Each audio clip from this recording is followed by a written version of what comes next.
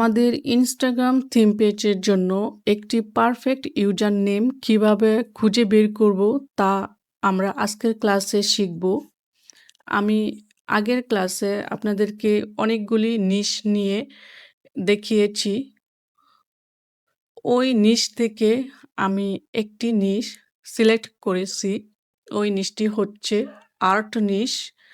আমি আর্ট নিশ নিয়ে Instagram theme page খুলব এবং গ্রোথ করার চেষ্টা করব।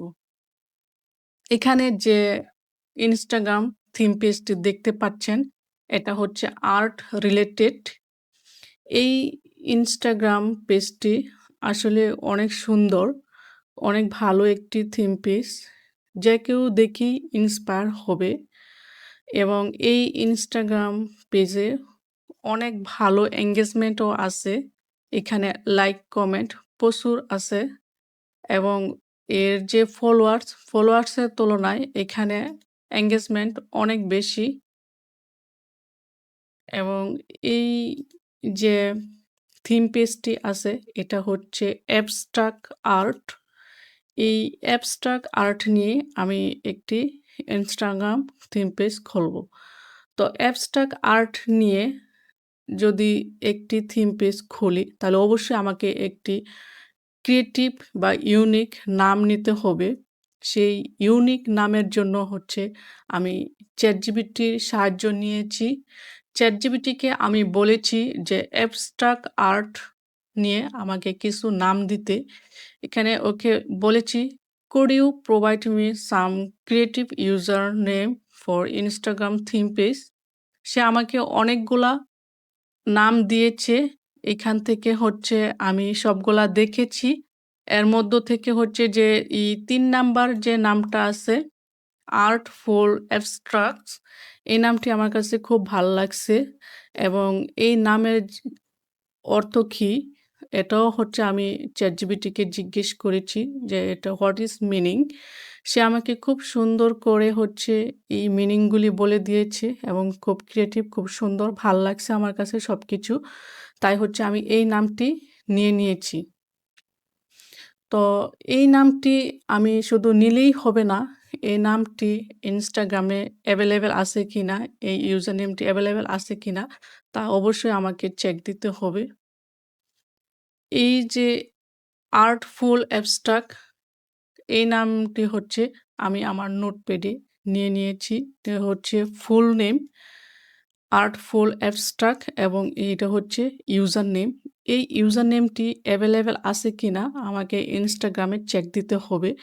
যদি ইনস্টাগ্রামে অ্যাভেলেবেল থাকে তাহলে আমি এই নামটি নিব, আর যদি অ্যাভেলেবেল না থাকে তাহলে আমি এটা নিব না, অন্য কোনো নাম খোঁজার চেষ্টা করব।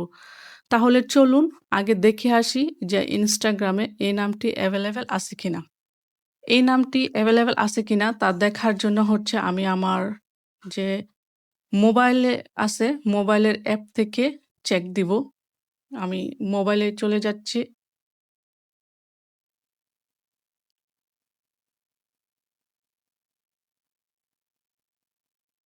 আমি একটু সাইড করে নিচ্ছি।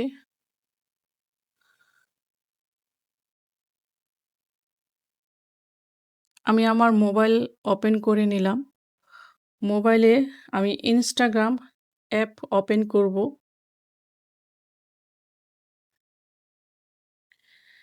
ইনস্টাগ্রামে অ্যাপ ওপেন করার পরে ডান পাশে যে নিচের কর্নারে আমার প্রোফাইল আছে, এখানে আমি চাপ দিয়ে ধরে রাখবো। ধরার পরে একটু স্ক্রল করে এখানে দেখতে পাচ্ছি যে অ্যাড ইনস্টাগ্রাম অ্যাকাউন্ট নামে একটি অপশন আছে। আমি এই অপশনে ক্লিক করব। ক্লিক করার পরে নিচে এখানে ২ টি অপশন দেখতে পাচ্ছি। আমি নিচে যে ক্রিয়েট নিউ অ্যাকাউন্ট আছে, এই ক্রিয়েট নিউ অ্যাকাউন্টে ক্লিক করব। ক্লিক করার পরে এখানে যে ইউজার নেম আছে, আমি এই ইউজার নেমে আমি এখন যে আর্টফুল অ্যাবস্ট্রাক্ট আছে এই ইউজার নেমটি দিয়ে চেক দিব। আমি আপনাদেরকে আরেকটি কথা বলে রাখি, আমরা যে ইউজার নেমটি নিব এটি অবশ্যই আমাদেরকে একটি ক্রিয়েটিভ নেম নিতে হবে। আমরা আগে দেখব যে এটা অ্যাভেলেবেল আছে কিনা। তো আমি এখানে লিখতেছি আর্টফুল দিয়ে আমি একটি আন্ডারস্কোর দেব। আন্ডারস্কোর দিয়ে হচ্ছে অ্যাবস্ট্রাক্ট।